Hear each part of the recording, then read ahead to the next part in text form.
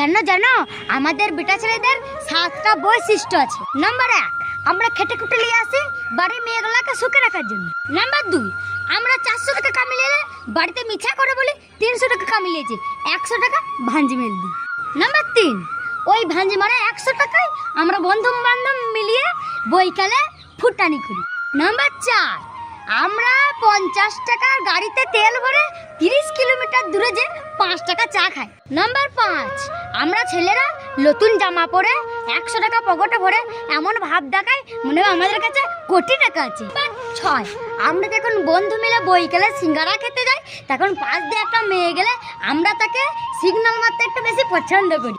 Number 7, আমরা বেটা ছেলেরা বাইরে স্যুট বুট পরে যতই ঠাটবাট দেখি ঘুরে বেড়াই না কেন, বাড়িতে এসে বইয়ের কাছে জব্দ।